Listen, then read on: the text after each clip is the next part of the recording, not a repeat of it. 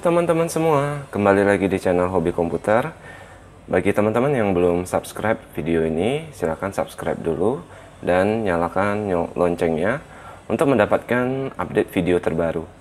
Nah, hari ini kita mau belajar tentang referensi sel ya. Di dalam Excel ada 3 buah referensi sel. Yang pertama ada yang namanya absolute, yang kedua ada namanya cell reference, yang ketiga ada namanya semi absolute. Sel referensi yang sangat penting ketika kita bekerja dalam fungsi dan formula di dalam Excel. Menggunakan tipe referensi yang tepat akan memastikan kita bekerja sesuai dengan yang kita harapkan ya. Ketika kita ingin menyalin sebuah teks ke dalam tabel atau ke dalam sel yang berbeda. Secara bawaan, Excel akan menggunakan referensi sel relatif. Ini adalah tipe referensi sel yang paling umum digunakan di dalam Excel. Referensi absolut ini mengacu pada sel yang sama meskipun formula tersebut dipindahkan ke dalam lokasi yang baru.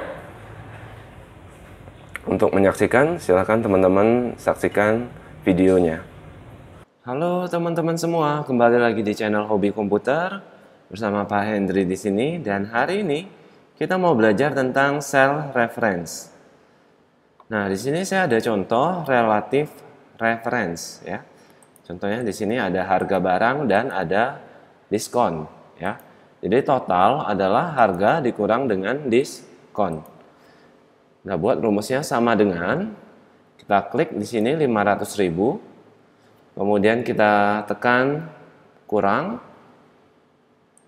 Nah, kurang dengan 50.000 ya. Oke, kalau sudah kita enter. Maka di sini rumusnya adalah menghasilkan 450.000. Hasil pengurangan 500 dikurang 50.000. Nah, karena rumusnya sama untuk yang di bawah ya, kita bisa menekan Ctrl D ya. Jadi Ctrl D itu supaya rumusnya tercopy ke bawah semuanya ya.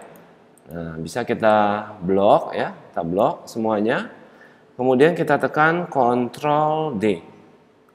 Oke. Maka dia akan mengkopikan rumus yang ada di atasnya ya. Oke.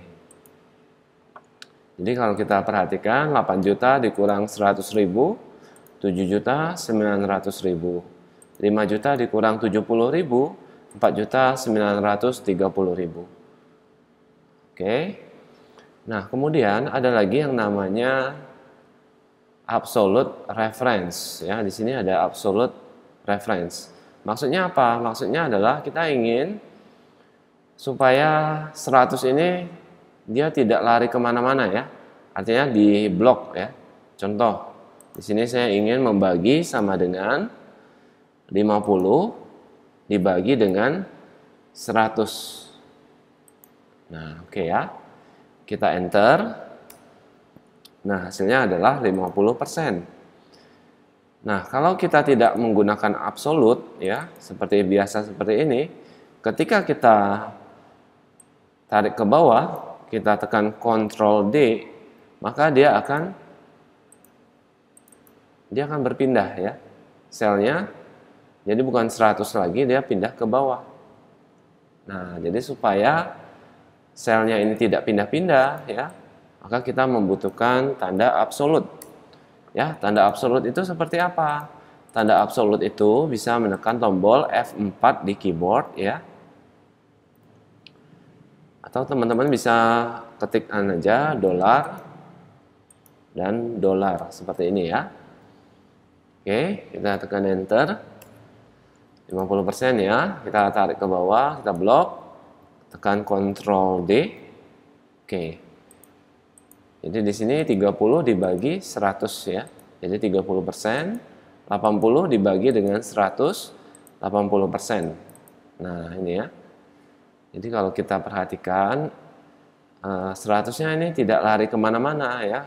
Tapi kita kunci dengan tanda dolar ya. Nah, sedangkan yang di atas yang relatif dia akan mengikuti sesuai dengan ininya ya, sesuai dengan barisnya. Nah, itu ya bedanya ya.